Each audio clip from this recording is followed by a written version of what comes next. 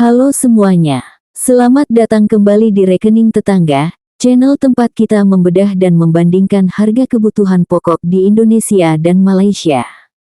Kalau bicara soal makanan pokok, satu hal pasti ada di meja makan kita sehari-hari, yaitu beras. Bagi masyarakat Indonesia maupun Malaysia, nasi adalah makanan utama yang tidak bisa dipisahkan. Tapi pernah nggak sih kamu bertanya-tanya, berapa sih harga beras di kedua negara ini? Apakah di Indonesia lebih murah, atau justru di Malaysia yang lebih terjangkau? Nah, di video kali ini, kita akan bedah tuntas perbandingan harga beras Indonesia dan Malaysia, mulai dari jenisnya, kualitasnya, sampai selisih harganya. Tetap tonton sampai habis, supaya kamu tahu fakta sebenarnya. Sebelum masuk ke angka harganya, kita bahas sedikit soal jenis dan kualitasnya dulu. Di Indonesia, beras dibagi menjadi beberapa tingkatan, ada beras kualitas 1, kualitas 2, sampai beras lokal biasa.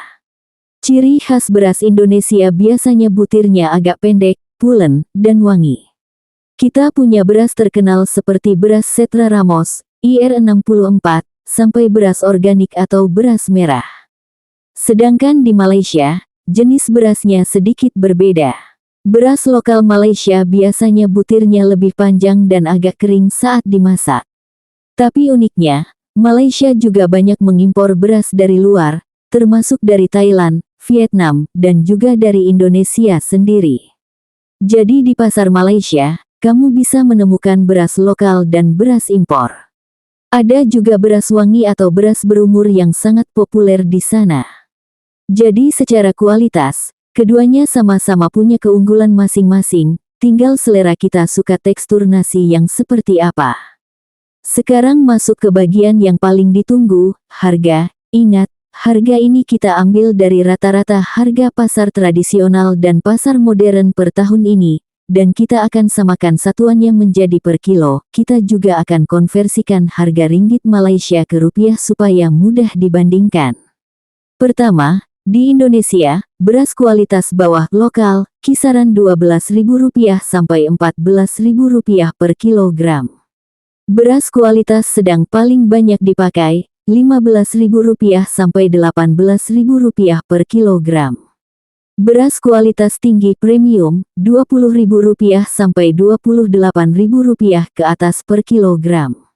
Harga ini kadang berubah tergantung musim panen, ketersediaan stok, dan kebijakan pemerintah di Indonesia. Harga beras cenderung dijaga stabil karena ini adalah komoditas utama. Sekarang kita lihat di Malaysia. Di sana satuan umumnya per kilo atau per karung 5 kg sampai 10 kg. Kalau kita konversikan, beras lokal kualitas biasa, sekitar Rp2.8 Malaysia sampai Rp3.5 Malaysia per kilogram setara Rp9.500 sampai Rp12.000. Beras kualitas sedang sampai populer, Rp4 Malaysia sampai Rp5.5 Malaysia per kilogram setara Rp13.500 sampai Rp18.500. Beras premium wangi impor, Rp6 Malaysia sampai Rp9 Malaysia ke atas per kilogram setara Rp20.000 sampai Rp31.000. Nah, terlihat kan bedanya? Kalau untuk beras kualitas standar, harga di Malaysia ternyata bersaing, bahkan kadang sedikit lebih murah, tapi untuk beras kualitas menengah ke atas, harganya hampir sama atau sedikit lebih mahal dibandingkan di Indonesia. Pasti ada yang bertanya, kok bisa beda? Padahal jaraknya dekat banget. Ada beberapa alasannya. Pertama, produksi Indonesia adalah negara penghasil beras terbesar, jadi kebutuhan dalam negeri sebagian besar dipenuhi dari panen sendiri, sedangkan Malaysia, meskipun ada lahan pertanian, kebutuhan berasnya masih harus ditambah dengan impor dari negara lain. Kedua, biaya dan kebijakan di Malaysia.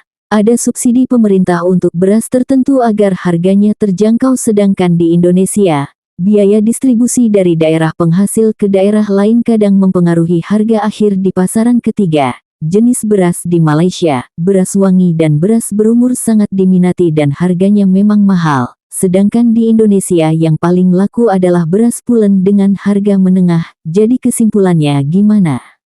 Kalau kamu cari beras kualitas biasa, Malaysia harganya lebih murah sedikit, tapi kalau kamu cari beras kualitas bagus dan pulen seperti selera orang Indonesia, di Indonesia harganya jauh lebih bersahabat dan pilihan jenisnya jauh lebih banyak. Secara umum, selisih harganya sebenarnya tidak terlalu jauh, hanya beda sekitar Rp1.000 sampai Rp3.000 saja per kilonya. Bedanya lebih terasa kalau kita beli dalam jumlah banyak. Intinya, di kedua negara ini, beras tetap menjadi prioritas utama yang harganya selalu dijaga agar tetap bisa dibeli oleh masyarakat luas.